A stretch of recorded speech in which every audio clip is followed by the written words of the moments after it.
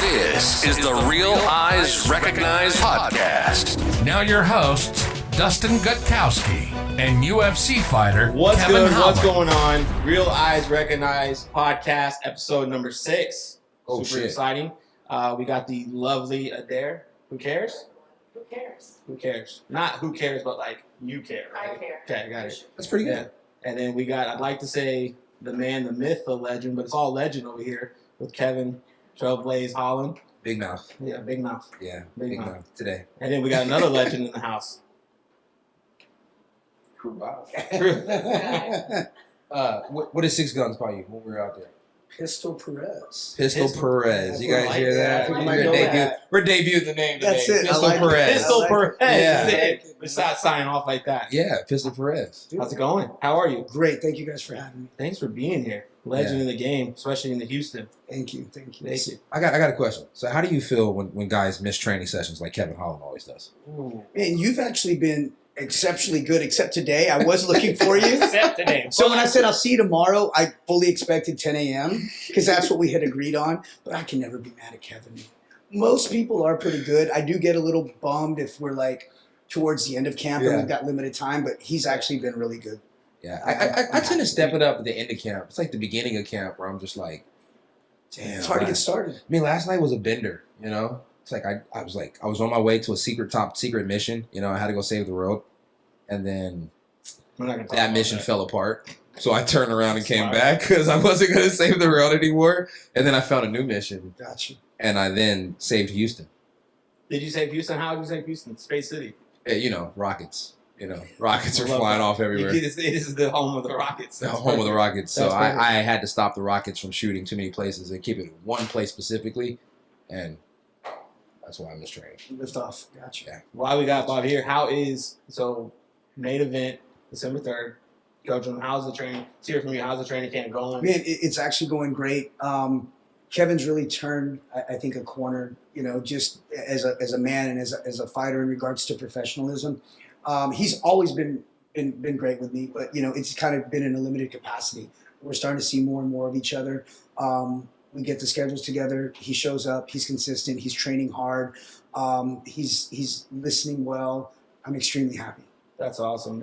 So we started. This is the first official camp in Houston, like a full. I camp? think this will probably be the most that, you know, I still need him and love him getting work, you know, back home in Fort Yeah. Worth. He's got an amazing group of people around him, but, you know, the whole, like, it takes a village. Yeah. Like, I truly believe that, especially at this level of fighting. You need the best minds and the best bodies that you can possibly get. So you said, you know, you obviously been a part of a ton of his camps, but you think this one's the best camp so far? Man, so far, if we continue in this direction, you know, anything can happen in a fight, of course, Yeah. but I think he's going to be the most mentally and physically prepared that he's ever been. And that's not, it's really just on him, like his mindset. Yeah. You know, if he hadn't been the 100% like in a previous fight, you know, it's that internal, it's not just, you know, fighting another fighter. It's kind of man versus himself. Yeah. And I really see him having this clarity right now, this kind of like light bulb or epiphany moment where he's like, man, I have to hit this corner, and he's doing it.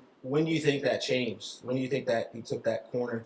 Man, it's really hard to say. Like I said, my personal experiences with Kevin have always been positive, okay? But like, I think once he made the decision to go to welterweight, I think that really is what the catalyst, you know, in regards to watch what he's putting in his body during camp, you know, nutrition, diet, his strength conditioning, everything changed once he made the transition to welterweight. I saw that in the Cowboy fight. So the Cowboy fight when we did, was that the first one at welterweight? Yeah. Yeah, that was. He came out and it wasn't nerves, but the first round was kind of almost looked like you were playing around, and there was a moment you were yelling at him in the corner or telling him what to do, and I just heard him, yes sir, yes sir, yes sir, and I was like, oh shit, like it was like that was I saw a difference there. And then he listened, he executed, it was and over. he won. 47 seconds, I think. I had done a podcast literally a few days before, and people have to understand, people love Kev. They love Kev, and so this podcaster, he's been around for a long time, him and his girl. And they're like, so here's the question. Is Kevin going to listen to you? Because we know Kev.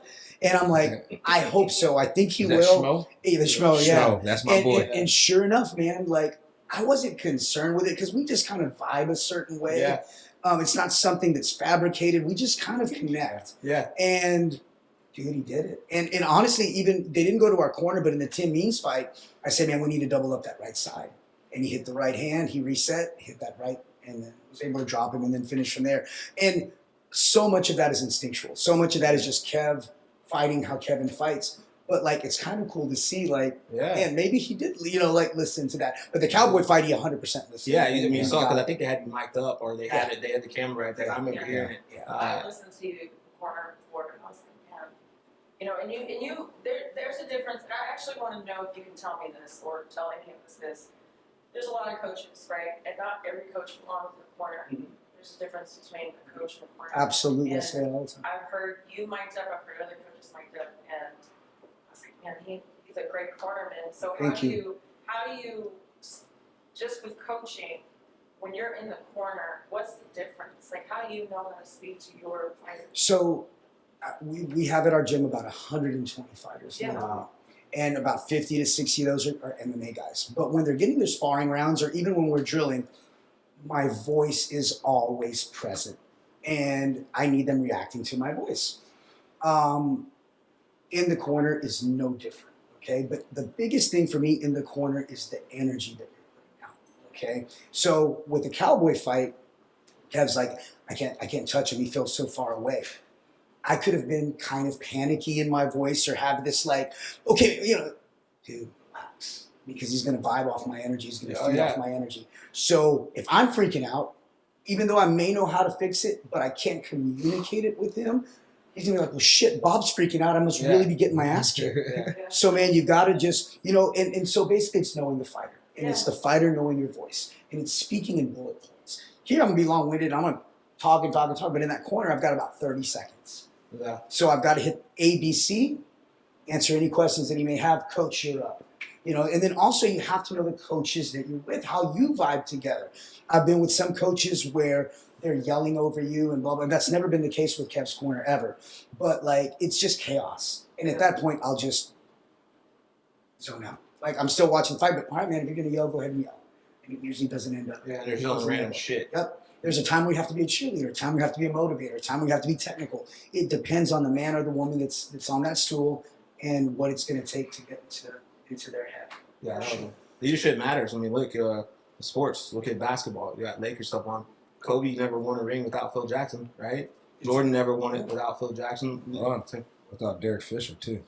Yeah. Everybody forgets about Derek Fisher. D-Fish. But Kobe never won without Derek Fisher, right? It does, though, man. It matters with leadership. I mean, it takes talent, right? You can have a shitty fighter, but absolutely, you have a talented fighter, you have a talented coach, and leadership, it matters, man. It goes a long way. I mean, shit, Allen Iverson, a bad motherfucker. I don't think he ever got a ring, right? No, never did. That's for Westbrook, too, right? Yeah. And that's the thing. Fighting is 100% an individual sport. Other end of the token, it's a team sport. Kevin cannot be where he's at. None of these men and women could be at the highest level of their profession without a team, without a support system. He's got to fight him by himself. If we could, man, we'll jump in there with him and we'll get to swinging. But that'd be a nice one too. Yeah, that would be awesome. but at the end of the day, it is the Kevin Holland show or the Randy show. Whoever's fighting, it's about them. And as long as you make the camp, the fight, the cornering about them, you see, you do, and we can get into it. I know we got some questions, and we can lead into it. I think this is a segue into that, to the coaching in your story. But do you see a lot of it? Just an outsider. I'm not in the MMA world like to that degree, but you see a lot of these coaches, managers, almost making it about them. And you see it a lot. You see it a lot, and it's kind of sad. I want everyone to succeed. There's enough sunshine for everybody. Yeah. As long as you do it the right way and we don't hate on people and you stay positive and you genuinely wish people the best, it's going to happen for you one way or another. But I do see a lot of management, coaches as well that are like, look at me. Right. And at the end of the day, I don't want my old fat ass on camera, man. Like, I don't want to say, like, it's about him, dude. It's about him. Nobody cares what I say. It's this man. Absolutely. Or you as a fighter. It cannot be. It's like being a parent. Yeah. You know, like your kids are first, your grandkids, whatever. He's my son. He's first. Yeah. You know, if that makes sense. You Yeah, have it to does. be. You have to be that way as a coach. Yeah. You know, and if you do things properly, if you put out the right energy, to me, karma is a real thing, man. It's gonna all come back to you one way or another. If you're being that selfish coach, it's just going to come back. If you're being selfless, a coach has to be selfless. He as a fighter has to be selfish. That's what I tell our team. Like, you got to be selfishly unselfish as a coach or leader. You give all the praise, take all the blame. It's your fault if it goes 100%. wrong. If he's not prepared, it's not. It is. You see a lot of that. So I know we got some questions that we got to get into. We dove so far. Sorry, into man. we got down the Get dove straight my in. old ass That's great talking. stuff. Yeah, I love it. Exactly where we need to be. So obviously you have a shit ton of wisdom. And I know that came from experience. So can you tell us about how you got into coaching? What brought you to where you are? So, my dad boxed. So I literally, since I could walk, I grew up like in Mexican boxing gyms. And I competed a little bit. Like, I was fairly tough as an amateur, like teenager, but like, I loved it. So, turned 18, I had already started kind of hating it because dad pushed and pushed and pushed and pushed. So, I started college. And then a buddy of mine that I grew up with was like, hey man, I'm doing this thing called no holds barred fighting. And he's a sparring partner. And he's a 205er. And like, so I'm like, cool. So I didn't know what he was talking about. I went up there and he absolutely kicked the shit out of me. And I'm like, because, you know, as a younger man, I'm like, man, I got hands. I don't need these kicks. I don't need this. What is that? Yeah. And that day opened my eyes. Because I went in there like, oh, I'm going to knock out my friend. And Where was this at? This was local? like in Houston. Okay, in cool. Houston. And there was only like 5 MMA gyms in Houston at the time. This was like mid-90s. And he absolutely kicked the shit out of me. So I'm like, whatever this is, I have to learn. So I started learning, begged my coach to fight MMA. It wasn't even called MMA at the time. But I did some Muay Thai smokers. I did some amateur boxing. I never say I was a fighter. I don't consider myself a fighter. So I begged my coach like 3 times to fight. And at the time, it was style versus style. Yeah. I was a striker, and the commission didn't sanction it at the time, so we had to hit open palm. So I'm like, I'm going to have a tough time knocking him out. He's a wrestler. He's going to slam me on my head, and that's it. So my coach, no. And finally, I accepted that. So then I kind of took the role as helping him out. And, like, I just kind of had an innate ability to communicate instruction or whatever. And it just went from there. So I did my first corner in 01. And it was actually the guy that I came for as a sparring partner. He became actually one of my champions as a coach. Yeah. That's awesome. Yeah. And it just went from there. I became a professional coach in 05. And so I've been coaching professionally for 17 years now. But awesome. it just kind of happened by accident. Wow. You know, kind of by accident. But I think we all have our place on this earth. Mine is not as a fighter. You know, I think it's as a coach to try to reach people and help people. And I truly believe that's why I'm here. That's awesome. Thank you, sir. Who's your first coach? My first coach was my dad. Oh, that's awesome. Yeah, my bad. Yeah. So my MMA lineage is to Sauce Solis. So his name is Calvin Carter, and he was actually under Sauce Solis, who passed away, got rest of his soul, Rest in peace, yeah. last August. And my boxing lineage is like through my dad, and my cousin actually fought Freddie Roach, Deli Palacios Jr. Really? Yeah, so his dad was my dad's boxing coach. So my lineage actually goes to Deli Palacios Sr. And then for Muay Thai, it's Saxon Ginger. So Saxon, yeah. That's where I train at. Saxon Plano, yeah. It's awesome. I think I'm like one of 5 Americans that he ever gave like his blessing to teach. Wow. So like my gym could be Saxon Saxon's. Muay Thai Houston if I wanted to. That's awesome. I love that old man. Yeah. He's a funny guy, man. Bob, why you suck? Bob, why you suck? They scared. We'll be training like 5, 6 in the morning. Sometimes we'll just come out of the office. We're like, "What are you doing here?" And he's like, "What are y'all?" He just woke up. Yeah. I'm like, "Hey, just scared." Jackson has a good relationship with all the coaches, like him and Derwin. You know, Coach That's T. awesome. They're at the fights and they're just they're just the whole time. When Saxon first saw me, he actually told everyone I was going to be Yeah, this is my Oh, girl. of course. This is my girl. This now. dude has so much confidence. It's Yeah. amazing. For the robbery, yeah. Yeah, I exactly. was just going to leave you. That's Saxon's awesome. amazing. Saxon and XKO is just pure comedy. Yeah, that's Yeah, awesome. it's a So many blast. stories every time. about Yeah, I it. bet. Oh Yeah. my gosh. I'm sure there's a few that we could tell. But there would be no Muay Thai in Texas if it wasn't for Saxon Ginger. Probably the United States. It's crazy. Yeah. Yeah, because there's a couple. There's a few Saxons, but anytime you talk to someone and you're like Saxon, like, oh yeah, and he traces back to so many people. Yeah, It's sure. crazy. Fun fact: the guy that I started learning Muay Thai from out in California, I never could remember his name because I was young and I just couldn't pronounce it, bro. And later on throughout the years, I'm looking on Pong's page, you know, one of Saxon's sons, and Pong's a picture, and I'm like, bro, there's my old Thai coach, Saxon, and some other guys. I'm like, Is it Crumpet? I was like, is it what? Was it Crumpet or Crumpet in California? Yes. I think so. Yeah. A little kind of small guy. Yeah. Real good, like little teeth kid. Yeah. I think so. Yeah, dude was amazing. I was like, bro, look how small the circle is. So I was like, yeah, crazy Thai, small. just connected real. Small community that's just blowing up. Yeah, so it's cool to be training with Bob. Yeah. I'm still training with the same family. Yeah, Yeah. That's same, awesome. same. It's really a small world. Yeah, for sure. The further I go. I like how that works out. Yeah. It all comes like full circle. It's crazy. Yeah. It's crazy. Everybody's my cousin. Yeah. I try to tell you guys. Everybody's my Cuz, cousin. what's up, cuz? Yeah, what's up, cuz? Yeah. So this is my second, third cousin I've had on here. It's all fam. It's all fam. Yeah, you can't tell. Oh yeah. That's awesome, man. What's Papa your Bob. most exciting fight trip you've ever had? So there's a few. Derek Lewis, February 2016. It was his birthday weekend. So, we're there for fight week. He fights, knocks the guy out. We get hammered. We stay for Super Bowl, which is the next day. Ooh. We get hammered. It was one because as soon as like Kev fights, I was like, man, I gotta get home. Yeah. But we were all out there. It was just so much fun, not having to rush home. Like literally, my little ass. You got to picture Derek hanging on me, like going from one side of the MGM to the other, and then him like just randomly picking fights with people as we're like dragging him out. Could you imagine being that guy? Though? Exactly. There's some drunk dude in Vegas that's like, fuck that guy, talk to shit. And he realizes Derek Lewis and you don't know. Yep. Yeah, you're like, no, I'm good. Could you imagine? Yeah, I'd be like, hey, whatever you need, sir. That's it. So that was a great one. And then Thailand. This was many years ago. It was U.S. Versus Thailand. So we went 6 out of 7 there, and we were in Bangkok for a few weeks training, whatever. Then they fought in Chiang Mai and then come home. So that was great. But Italy was. I was there for close to a month. So I was out teaching at a gym there, cornering fights, and like it was just so beautiful. The people, bro. It was the best food I've ever had. I'm talking about a fat old Mexican guy. Man, I know my food. Yeah. It was amazing, bro. And what was crazy, like you being a model, every fighter in there, male, female, I'm like, y'all are in the wrong freaking. They were all like the best looking people you've ever seen in your life. I'm like, dude, why are you fighting?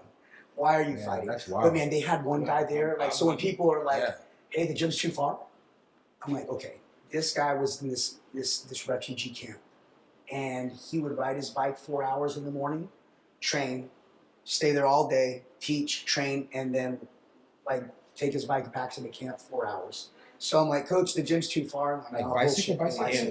Oh gosh. Yeah, he was in Bellator at the time, but I'm like, That's man, a mission. really showed me like the type of Dedication. dedication. And you But those are my favorite trips. Huh? And you didn't show up to it. Yeah, you know. I was on a freaking mission last night. I was on a mission. You guys know my mission. But he's never said. I mean, he'll come from Fort Worth, so I'm like, dude, and I'm like, dude, I'll go to Fort Worth. I do my too. 4-hour bike ride in a corn. That's right. He drives from Fort Worth 4 hours to come train to not. That's it. Oh, I had a mission, bro. I had a I'm not mad at mission. this. Go Rockets. that's it. Shout out Houston Rockets. I had to take care of that. Is it a new nickname? I don't blame you. I don't blame you at all. One particularly, just one. On one little like tangent or side note, he's been like him being such a sneakerhead. That's one thing I picked up in Italy because everybody dresses just immaculately out there, I right? need to go there. So the shoes, like the American shoes there, you get a pair of Chucks for about $130 US, okay? Because remember, it's an import. Yeah, Chucks. But so with the American shoes out there, every year it's like one shoe. So like the year I was there was like the Stan Smith. The year before that, it was like Jay's or whatever. So like there's one like really big popular shoe that they'll randomly pick and everybody, that's the shoe to wear. Yeah. Just one shoe? Well, they wear 2 shoes. You got Kevin confused. He said one shoe. But How do they walk? No. Please let us know how you walk with one shoe. I don't know if it's awkward. it's the it shoe. It's the it shoe, I should say. Like it's the it shoe that year, yeah. But I mean, they'll wear whatever. But like, if you want to be cool, You can only wear cop one particular pair of shoes out there that year. Well, no, that like it's that one like style or brand of shoe that's like in vogue. Like that's the popular shoe that. Because they import them all in. So, Yeah. so what would you do if you could only pick one shoe a year to buy? What shoe would you buy? I know that's a tough question. Look at This is the first time Big Mouth doesn't have words. Did we just stump Is Big Mouth speechless? Bruh. I just picture him wearing one shoe. Yeah, he's gonna go to Italy. He's like, all hobbling and shit. Honestly, this is what I would wear. I got these slides from the shoe surgeon. You know what I mean? Yeah. I'd wear those, and I would stock up on socks. I would have 1,000 white socks, 2,000 black socks. I'd have high socks, mid socks, the Grinch on some socks. I'd have You Jordan sock brand out. socks. I would have socks that look like tennis shoes.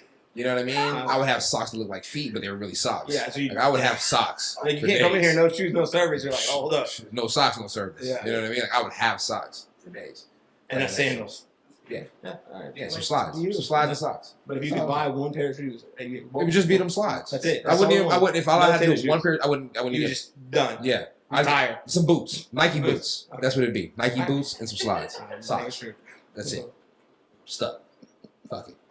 Damn sure it wouldn't be the rock shoes. I didn't say that. But yeah. Wow.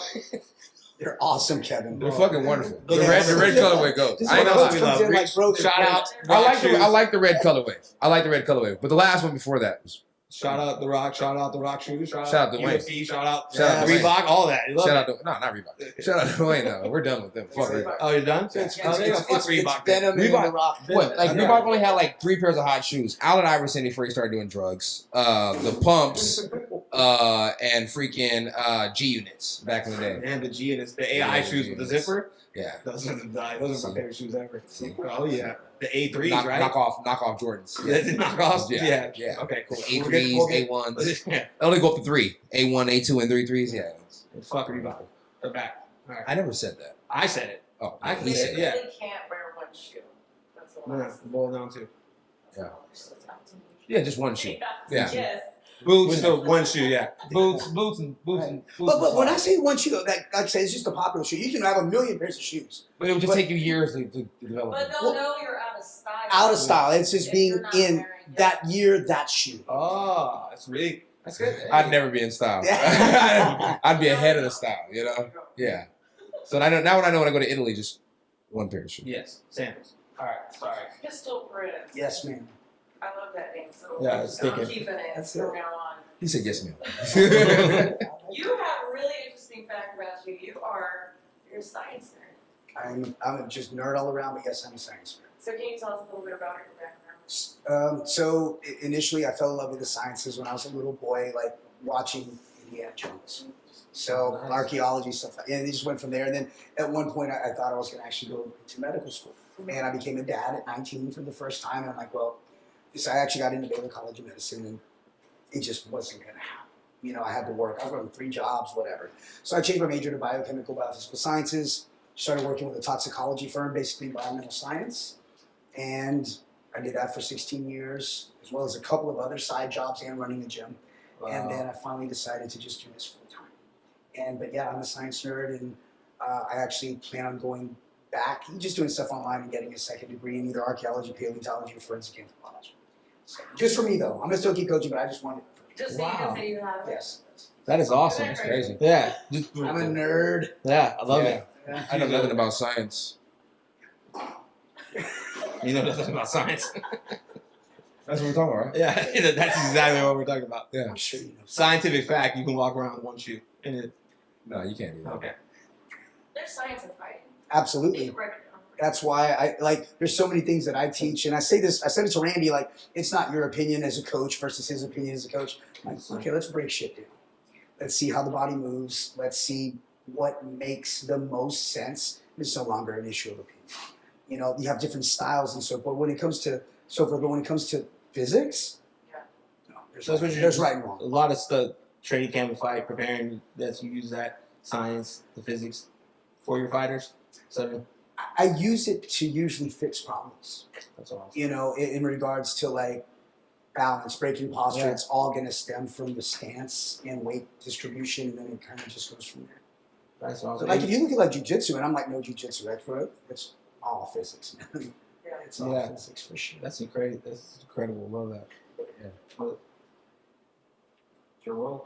Oh, this is back helping. Yeah, because we interrupt every time, so we're gonna. Science, though. That's How it. about that? Hashtags. Kevin zoned out for that one. No, I We'll didn't. move on. I'm right here. We'll move on. Science. What's the craziest story you've ever experienced coaching? I know we talked about the trip, but what's the craziest story? Can you tell us? Yeah, can you tell us the best story you can tell on the camera? That Okay, so Big D Lewis, who is my family, and I love him, and he will deny this because I was like, man, when you went on Joe Rogan, like, bro, you gotta tell that story. Yeah. He's like, hell no, and it's not anything really crazy, but to me, probably one of the funniest things I've ever seen in my life. We're in Dallas, and he wasn't fighting that week, but he's doing like a meet and greet, right? So they send a shuttle for him, but we're outside waiting on the shuttle. So we're outside the hotel, and there was a fan out there. He could tell was a fan, but not like he's a casual. yeah. So he didn't know who D was, but like saw he's a big guy, you know, wearing UFC stuff. So he started talking, and I just need you to picture the scene from Step Brothers during the interview with Seth Rogen. So this guy is 22, 23, so happy, so energetic, so full of questions, and Derek was just. It's Derek. Derek can be happy, mean, sad, always, you know. So Derek's like, he's being cool or whatever, but I think he just had enough. So with this look on his face while this guy's talking, proceeds to fart the loudest, longest fart I've ever heard in my life. And with this face, I threw up.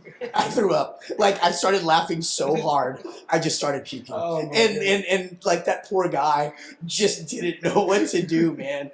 And, show came and that was pretty much it. But like, I can't do it justice, bro. Like, you have to know D, and like, he'll deny that he farts. Like, he was like, nah, that ain't true. But bro, it was awesome. It was fucking awesome. And like, that will always like stick with me just because like that dude was so shocked. That poor fan. That's all what was the interview? I forget who he was interviewing, but he was doing it with DC, and they were zooming someone in, and he was like giving DC the jazz, and DC was like, man, stop being mean to me. Be mean. You're about to go live with what's his name. And he goes, no, I can't be mean to him. Looks like he's been bullied this whole life. Yeah, dude. And the guy's like, hey, and he's like, no offense. He's an evil genius, man. He really is. He's so much smarter than people give him like credit for. Me, he's hilarious. I was crying. I was like, this poor guy. Outside of coaching, what are some things that you like are into, or things that you like to do? Man, I'm boring. I really am. I love my wife and my kids and my grandkids, and like I just love being at home. Like, Kip brought something up. Like it was a month or so ago. He's like, man, you know, we pay on our like a mortgage on our house, or we pay this car note or whatever. I'm like, we don't, I think, appreciate them enough or use them up. I love being at home. Yeah. I love being with my family. Yeah. You know, I mean, I've gotten all my partying. I mean, I'm 50 years old, man, or almost 50. So like, those days are gone. Like I get the most happiness just being from like with the people that I love. And then like I grew up playing baseball as well, so I'll still play in like leagues, and that's it, man. That's it. I don't really do a whole lot other than work and be with my family. How many kids you got? A little home, and a little bit of. That's it. What's that? How many kids? 3 grown daughters and 6 grandkids. Oh, yeah. yeah. 3 daughters. How many other grandkids? Boy, girls? 3 and 3. 3 and 3. Yeah, Perfect. yeah. And dude, my wife and I, we're gonna have 90 of them. You just know. You know, we're gonna have so many grandkids and great grandkids. Love it. Get to spoil them and send them off. Yeah, and like our oldest like grandson is fixing to be 9, and I was telling Jen, I'm like, you know, babe, like, I know we don't want to think about it, but realistically, the next few years, we could become great grandparents. You know, if he, you know, is a young man doing his thing, and she's like, don't even say that. So yeah. That's so awesome. No, That's not boring. Could happen quick. no, Oh, for sure. it's the greatest life. No, man, the family is huge to me. It really, really is. Yeah. Mine runs around and chops me up with a sword. That's the best. Yeah. That's the best. Problem is, it's wood. Oh, Jesus. Oh, why'd you give him a wooden sword? I didn't. They went to medieval times. Just came back with it. Oh, consider that training, like body conditioning, man. Yeah. It's the shin conditioner. Yeah, that's it, man. That's it. Well, so what do we got? December 3rd, we're getting prepared for the fight. I know that's going well with Wonderboy. Is there anything in particular you guys are working on to get ready for that fight? How do you think that fight's going to go? Can we get a prediction from you? Man, I'm going to say we're going to win the fight, you know? And the cool thing is we do have a lot of respect and we like Wonderboy, which is a good thing going into a fight because, you know, there's no beef and whatever. They can both go in there as fighters, as martial artists, as professional athletes, and both focus on their craft and what they need to do. Yeah. So Kev can go in there with a clear mind and do his thing. In regards to how we're going to fight him, I can't really, you know, say a lot about that. But, you know, it's a fight. It's a fight, man. And I think, you know, Kev is just in a position where he's just getting better and better and better. And Wonderboy is very dangerous. He's still one of the best in the world, one of the best strikers ever. And when Kev gets this win, I think that's going to speak volumes about the level of striking that he's got. This is going to be a striking fest. Everybody was kung fu. That's it. That's it. Never.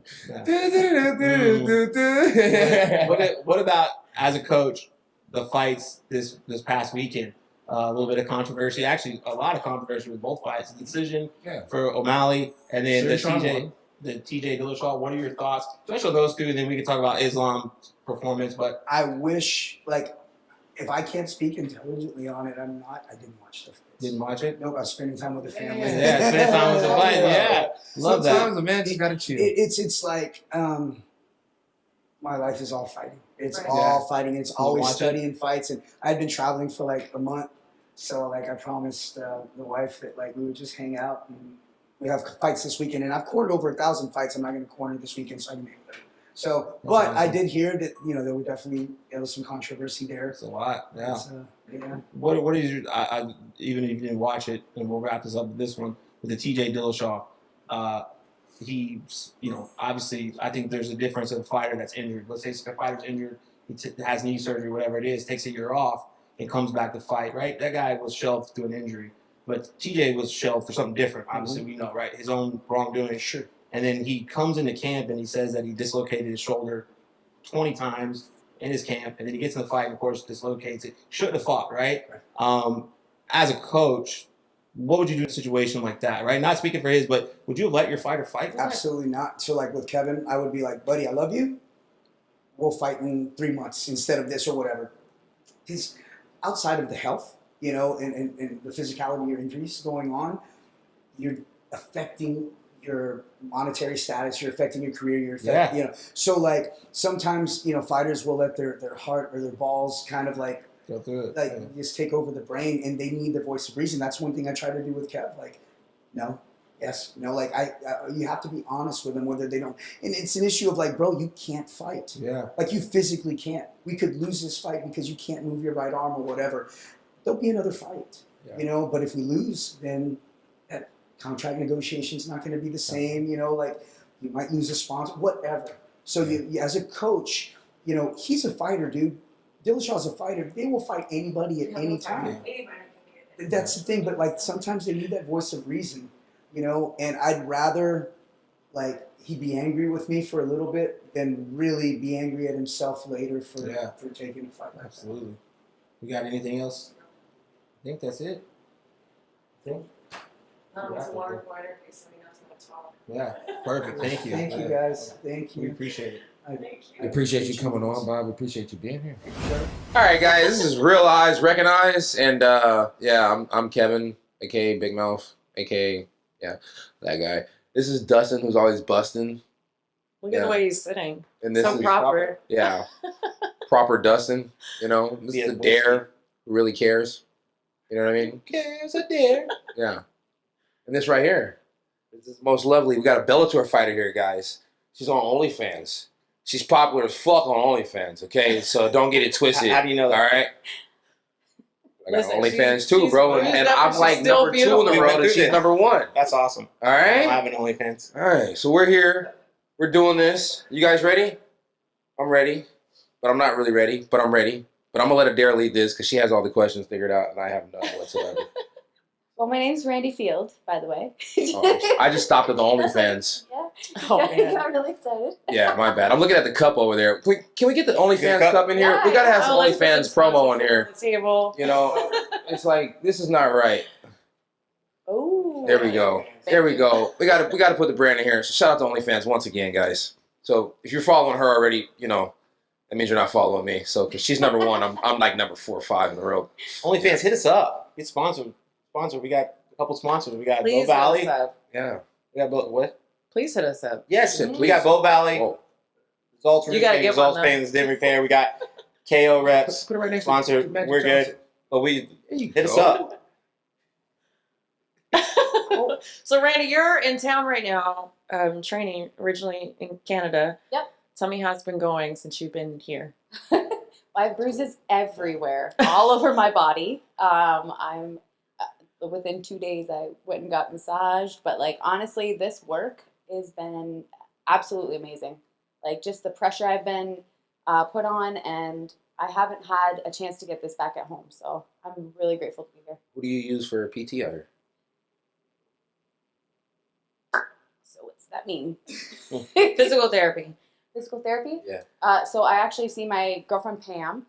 So she's in Windsor too. So I'm also a massage therapist. So I do a lot of trade-offs, and Oh, that's I sweet. do a lot of my own recovery too. Oh, that's nice. Yeah. How long are you out here from Canada? 2 weeks. 2 weeks. Awesome. Yep. Born and raised in Canada? Born and raised in Canada. That's awesome. Windsor, Ontario. I always wanted to live in Canada, but everybody I know from Canada tells me it's very cold and I would not enjoy it if I went there. So is Not enjoy it. Do damn, not. it's so beautiful though. You guys have legal cannabis though, right? We do. Yeah. Yeah, I love it there already. All right, we gotta go. We gotta do a show.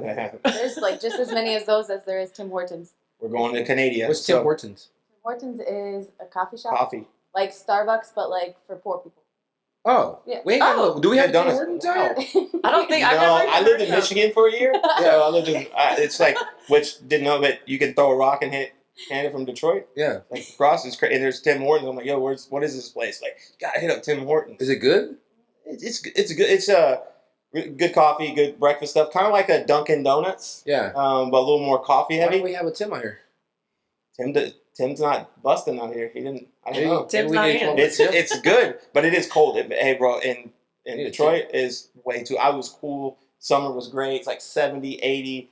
There's a breeze. You feel. You're like, I'm never leaving here. And all of a sudden it's like -20. You're like, bro, I'm out. I was like, this is done. I'm out. This is way too cold. It sounds too cold for me. It's way too cold. Yeah, summer great, but outside of that, I'm scared of Texas in the winter, so. Yeah. Oh, me we'd too. be done. Done. You're here at a good time. Yeah, it's great. It's awesome. Can you tell us about how you got into fighting? Hey, yeah, that's loaded. But you know, I was going down a really dark path, but we don't have to go there because it's pretty. We don't want to go there. But I ended up walking into the gym and I met my head coach, where he just saw that I was just this firecracker and I was angry as shit, and nobody really ever dove into why. I have a lot of like past traumas and a lot of things that I kind of inflicted on myself, and I've now been sober for almost 4 years. Oh, good So- job. Congratulations. Yeah, thank you. But it's a huge part of my recovery, and fighting has just become an outlet and an escape for me, and it's a way for me to be creative. And I think it also brought me into my massage therapy. Like I have that. I want to fuck shit up. I want to fuck shit up. Yeah. But I want to fix people too. Like I love being a healer, but I also love fucking shit Destroying up. things. Yes. Yes. Yeah. Wrong with that. Yeah, I'm glad. That's awesome. Yeah. So it was really, when you started, it was more for therapy. Did you know that you were going to be pro like this? That fighting for Bellator? I mean, No, like everything, even still to this day, feels surreal. Like, Yeah. I've been really consistently training, I'd say, for 5 years. I'm really lucky. I've had a coach like one-on-one for a lot of that time, so that's why I excelled really quick. And I've been able to travel the world and really get different looks and get my ass whooped everywhere. And it's just made me better and tougher. And, this time, every single time it gets better and better. And I just feel better and better, and I feel like I belong. yeah. You've only been training 4 or 5 years? Consistently. Yeah. I dislocated my elbow. I got signed with Bellator in 2020. And then I dislocated my elbow just before my first fight. And, COVID hit and all that kind of stuff. So first we were training in my basement, and then, just overly aggressive training partner decided to like football tackle me, and my arm bent backwards. So How long does that take to recover? I actually fought 10 months later in Bellator. That was my first fight in Bellator. So, like, you can see all the jitters and all that. Yeah. That's Yeah. rough. Mhm. Not the elbow. Yeah, I got screws in there and all that stuff now. It's freaking lethal if I... Yeah. Do you still feel your funny bone? Yeah, I think so. I don't know. I whack it off shit all the time. I don't even... Hey, Kevin, let us know. No, I'm good. Thought you You know have how a to robot elbow. It's like Let's not mess with When's it, your next okay? fight? December 9th. December 9th. All right. Yeah. We both fight around the same time. Elbow. Yeah. Yeah. It's pretty cool. Yeah. That's awesome. I'm watching that. Yeah, Hmm. double up. Where's it at? It's in Connecticut. Connecticut. Okay, Mhm. cool. Oh, it's cold. That'll be cold Yeah, then. remind me. The same I know of all the cold Well, spots. Yeah. I stay away from I them. have Raynaud's disease too, so like What's that? anytime I'm cold, so I lose circulation. It starts in my hands, it goes to my feet, and then it goes to my mouth, and then I can't really like pronounce my words. You can see, it's like that's why I like that stained lipstick. It's wonderful. Does that affect your training at all? It affects it, yeah, especially when we're back home. Like, it's harder to warm my hands up. So, like, when I start cracking mitts, I feel like I'm just smashing bones at first until the blood gets back in there. Jeez, that'd be rough. Yeah. Wow, that's so amazing to me because it's stuff like that that I hear when people start training. They have that's like an excuse for them not to train. You know what I mean? So the fact that you're still doing it and you're not a professional fighter, that's kind of crazy. And you live in a cold, so that's And you live in the cold. Yeah. Yeah. Where it happens even more. I'm always pissed off, so the blood's up in my head. That's probably why. I do have a question for you, just as a woman. Yeah. When you started fighting, did you have a lot of support from your family? I know, at least with my family, when I trained, they didn't want to watch me do anything. I mean, my dad came to my first jiu-jitsu match I had, and he was like hiding all the way in the back. He came there for me, but he didn't want to watch. So he hid behind all these people's heads. And then when he finally saw me actually move, he was like, oh, okay. And then he felt comfortable after that. But the whole time before that, it was no, no, no, no. No, my daughter's not fighting or anything close to fighting. Did you have any similar experience like that with your family or friends? Or Maybe my mom a little bit. You know, my mom had been really upset because when I was younger, I was with my dad in the States, and I got in a really bad accident. And probably a year later, I got into high school, and girls just kept bullying me, and they were trying to jump me and kick me in the head.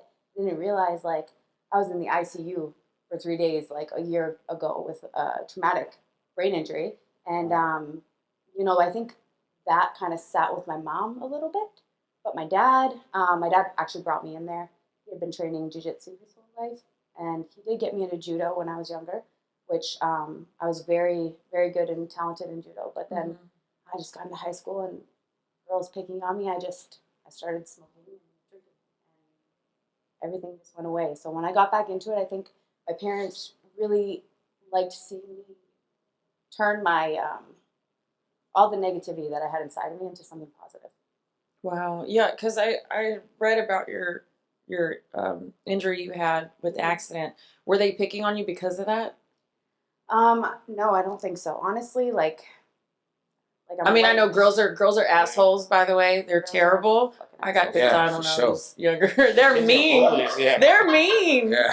Listen, if women had the same like natural physical abilities that men had, I feel like women would just destroy a lot of things. Yeah, we're just really ruthless. Like our lives. Girl stabbed me one time. Oh my god. Did you deserve it though? Fuck no. She wanted the last chicken leg. It was with a pin too. A pin? In the middle of the night. That was the sharpest thing in the room. Episode number 7 is coming soon. We're getting to the bottom of this. Yeah. I mean, Counseling on the couch. Let's I go. didn't do anything. Yeah, it's clear. You're a scholar. I don't believe you. I mean, I was asleep, so how could I be doing You anything? did something to lead up to it. Don't go through my phone. Now that's a solid argument. That's why. There we go. Oh boy. That's throwing out evidence. This is why there's girl fighters. They go through your phone, and then that's what leads up to it.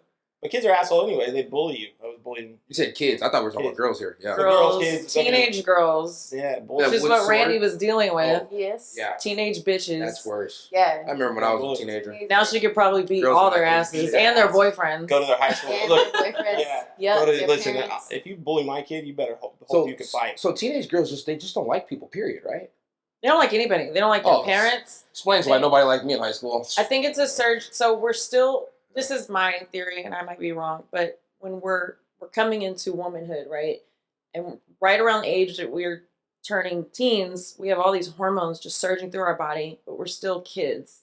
So I think sometimes and then our animalistics kick in because women are very territorial by nature, and you see that in every animal kingdom. So we have all these hormones. Yeah, I'm sorry. I know. He just had a baby, you guys. A little girl. Congratulations. Now I'm scaring the shit out of him. First daughter? Yeah, bro. Damn, Dustin. Yeah. stay away. Good luck. Yeah. Every dude's a suspect right now. Good luck. Yeah, so when they come Hey, when you guys around are hanging that out with my age, son? they turn mean. Yeah. Listen, she's gonna start fighting at a young age, and she's not gonna leave my sight. And I'm gonna put her in jiu-jitsu, judo. It doesn't matter. She can beat ass. So you're gonna put her in jiu-jitsu, so she's, like at a young age, so she's instantly gonna just be rolling with guys off the start. All women.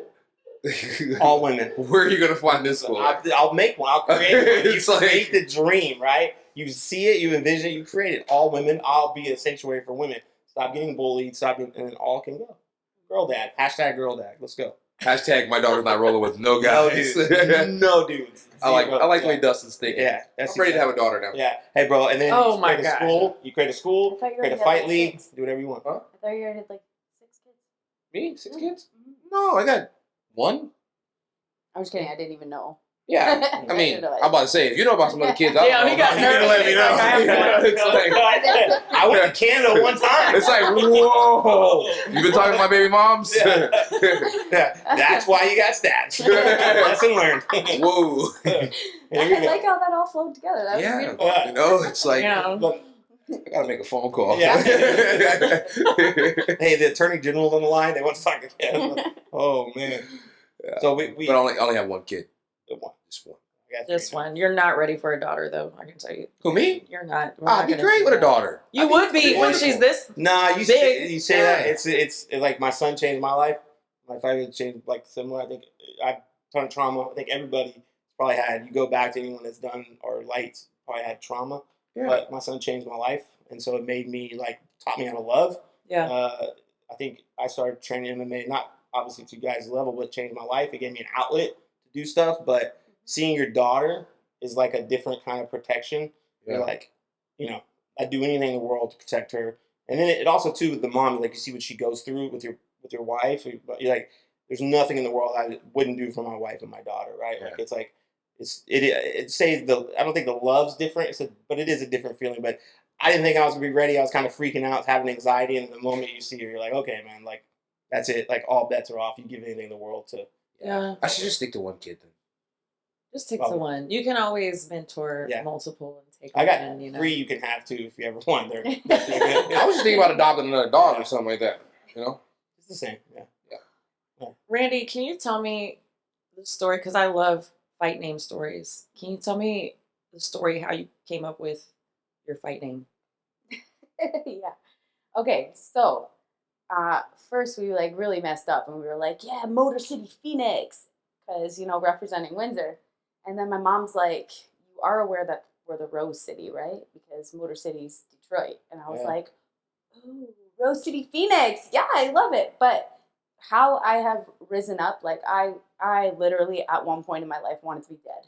Mm-hmm. So the fact that I was able to come up and I am where I am today, I know I'm inspirational.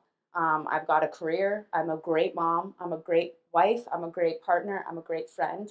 And it's everything that I've always wanted to be. And that's exactly, I'm beautiful like a rose and I've just risen up. I love it. So you That's rose from the awesome. ashes. Yeah. in Phoenix. Absolutely. That's fire. Yeah. I love Thank that. Yeah. And That's Motor pretty Windsor, awesome. they got the casino, Caesar's Yeah. Palace in Windsor. Yeah. See? Yeah. Hey, Once bro, I'm again, telling you, Thanks, Mom. sleeping I on don't it. I don't like my nickname again. Yeah. Everybody has better nicknames than me. It is a Fucked up. that's a pretty cool name. Yeah. That's a pretty solid nickname. I used to go by And got it's such a story. deep I'm like, story hey, behind yeah. it. So I went by TB real hard for a long time, and everybody used to be like, "What's that stand for?" And I used to be like, "Trailblazer." I used to be like, "No, tuberculosis." Oh man. It's pretty fucked up. Bullies, bro. The bullies are real. The fucking bullies, man. Teenage girls? Yeah. Oh, was it? No, but Look at she's like, I understand. We understand. Yeah. Kev. We're coming up with a new nickname. it was actually like 30 and 40-year-old men. Yeah. But, Trolling. Yeah, Yeah. nothing better to do. And the guys that No, troll, it was like guys at the gym. I was a white Oh. belt, and they were all like black belts. so they're trolling you. No, they were just bullying me. I couldn't do anything about it. Yeah. It's sad. You just took it. Yeah. Change it from TB. I might cry.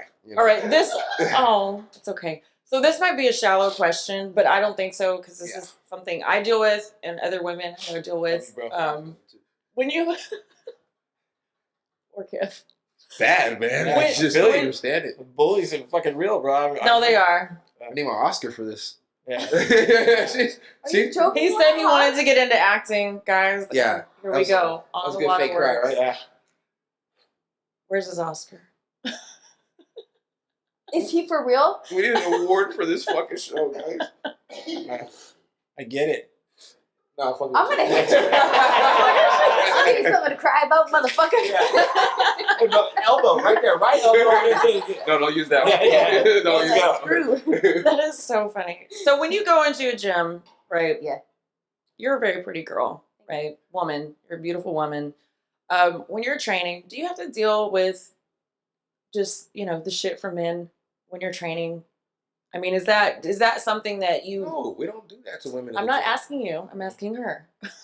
Yeah, honestly, I've never really had an issue. See? And I don't know if I have like that resting bitch face. Like even at the gym, the regular gym, nobody talks to me. Like they don't want to say hi or anything. But I'm bubbly. I want to say hi. Maybe they're scared of you. Maybe, I hope so. Especially if I look like this all the time. Yeah. I have learned that the resting bitch face does work. So if you walk in and you're smiling and shit, right, people are more prone to come up to you. If you just keep that resting bitch face, I've done it.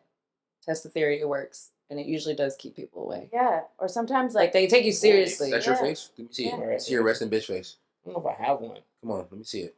Resting bitch face? Yeah. Yeah, there you go. There you go. I have this like really Don't good talent fucking that talk to sometimes me. I could just like kind of cross one eye so then they won't want to talk to me. Oh, damn. You know? Really do it, please. Yeah. Like this. I'm serious. Whoa. You want to see that? What's up? Yeah. No. You're gonna make Kevin cry again. Oh my. Walk Yeah. through the wall? Yes. You want me to cry again? Hey, nope. Holy shit, that's so awesome. Yes. That'll work, definitely.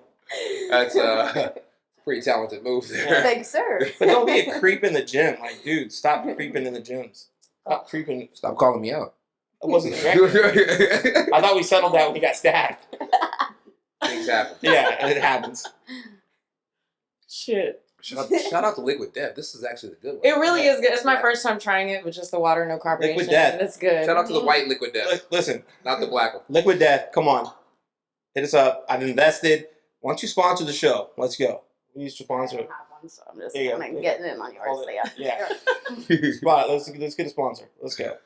Liquid Death would help. Hey, look, the UFC camera crew's leaving.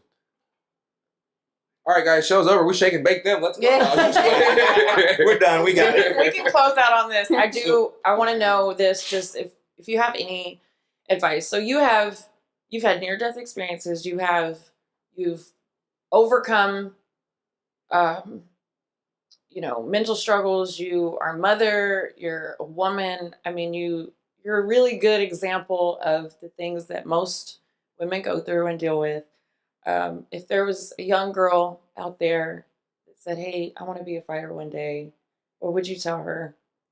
I'll tell her to do whatever she wants, for sure. And don't be looking to other women to aspire to be like them. Choose what you want from these women and take that and become it yourself. And then you can be your biggest inspiration, because that's something that I've had to struggle with. I've always watched other fighters and I'm like, I want to fight like Rose. I want to fight like this. But at the end of the day, I'm only going to fight like Randi. And Randi's fucking cutthroat. Once I get in there and once I get out of my own head, I have the potential to be the best. But if you stay in your own head and you're constantly comparing yourself to other people, you're never going to be satisfied. Mm-hmm. So that's what I want to say is definitely be your biggest inspiration. That's Be beautiful. authentic. Be your own hero. Hey, Absolutely. be authentic. Yeah. Yeah. You got to be authentic. We try to be someone else.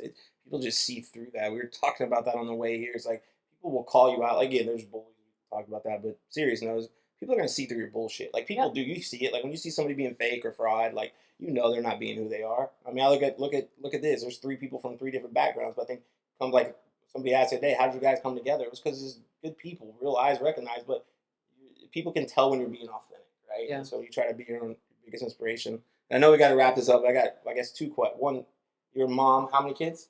I have my daughter and my 2 stepsons. And so, professional fighter, wife, 3 kids. How do you do that, right? Like, that's obviously camp is insane. Like, how do you balance all that? Is there? I balance it with like love and passion. I have love and passion for every single thing in my life. And I do keep my love and passion circle small, because I don't go out and I don't party. I don't do anything. I really, when I'm not training or working or with my kids, I'm at home, and Bob will like this, but I'm journaling, or, you know, like I'm watching podcasts and stuff. Like I really have embraced being alone and being happy with that. And, That's awesome. Superwoman. Watching the Real Eyes podcast. I don't know if you caught that, but that's what she said. So, Yeah, and for everybody out there that wonders if women can do all things, we can. Can. It's been proven for years and decades, so I'm not surprised. women, hey, listen, after seeing White Luther 3, women are first of all, being a mom's the most important job in the world. Being a woman is the most powerful job in the world. It's incredible, all BS aside, like to do all that, to see somebody mom, you can't turn it off.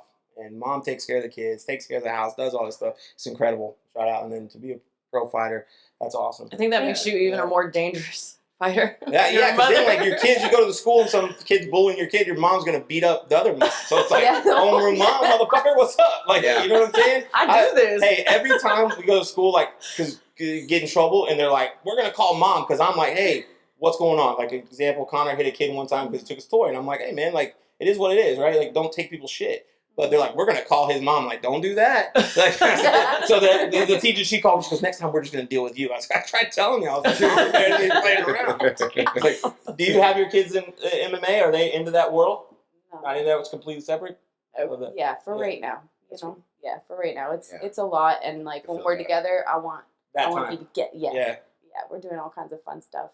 Paint is all over my house. There's coloring all over the walls, but it's home. That's fun. Yeah. What's the Those age are of our memories. We got 7/9/11. 7/9/11. 7/9/11. Yeah. Yeah. We just got back from Disney after my last fight. I said if I won, we were going to Disney, but Which one? Disney World or Land? Florida? Yes, that's where we just went. We were there 2 weeks ago. Yeah. Shit, you don't get as much as you think you're gonna get paid though, and you're like, fuck, I'm broke. Disney just took it all. It's crazy. Like, Disney will snatch every dollar out of your pocket. Oh man, it's the greatest with the kids. I took my two boys. Magic Kingdom. It was great. Yeah. Listen, the first time I went, I was a teenager. I was like 17, and this was the same time I was getting in a shit ton of fights, right? But as soon as I got into that Disney, I started crying like a kid all over again. I was like, damn, this shit really is magical. Takes you over. Yeah, it's It really super cool. is magical. I'm gonna tell you guys a secret. I take my kid to the state fair and I put Disney goggles on him to make him think that he's at Disney. Does he fall for it? That's why he hits you with a sword, right? So, hit you with a sword. Now you say, hey, now, you want something else? I got you a sword. What do you want? Yeah, you got to take him after the fight, after the W. Disney. Yeah, not gonna happen. Yeah. My son's simple. He wants video games for Christmas. Yeah, there you go. And I oblige. Yeah, there you go. Let your son know that I will mess him up in any video game. Okay. I'll tell him. All right. I'll let him know. Is that something you do? You play video I games? fucking love video games, except for Fortnite? when somebody's super competitive with me. Shit. Serious you got? Mm-hmm. So you're gonna be you're on I'm Twitch? like Call of Duty. He tells me to warm up. I'm sitting in the sauna with my Warm up? my head. Are you on Twitch? Mm? You're on Twitch, like the stream? No, we do it just Xbox. Yeah. So you're not on like Twitch, like you don't stream your video games? No. Why not? Could you imagine? We got to do that. Yeah. That'd be fucking awesome. I could do Yeah. yeah, she's All like, right, I so can do that. looking out for her on Twitch, ladies and gentlemen. You're a video guy. Huh? Video game guy. Sorry, I had to finish that sentence. I mean, I'm a video guy too. I save planets late at night. Like I save them. Go Rockets. So I Space can't City, play baby. video games for shit, but I love the music in video games. And fun fact about me: before I quit college and became You a were a pro model. Guitar Hero player. No. I was going to school to be a composer because I wanted to write music for video games. I was, Did you say I was just about to Composer. ask, what the hell is a Fucking composer? poser. The composer and conductor, Yeah. the person that writes music. And Yeah. You were gonna I be doing wanted- this. Were you I the wanted to do guy, that. were you the kid that was at Dave & Buster's doing the Dance Revolution? No. Okay, all right, I didn't know. No, but I love video game soundtracks. Yeah, I don't- So I'll watch people play them. It's like a live movie for me, but I cannot play a video game to save my I life. don't play video games on your own. I don't know. Yeah. Can't tell you last time. And once again, man, shout out to Liquid Death. I'm out. We got more. So that's a wrap. Randy, thank you for coming Thank on. you. We're gonna Thank be you so much. watching the Appreciate heck out of that it. fight. Thank Fight. you. Yeah. Tune into the Yeah. fight. Let me know when you want to play my son in Fortnite. Yeah. You know? Oh, let's go. Sounds like a rap. We're gonna podcast that. Yeah. My son gets his ass whooped. I'll be happy. That's He beats appreciate me it, every guys. time. Okay, thank you.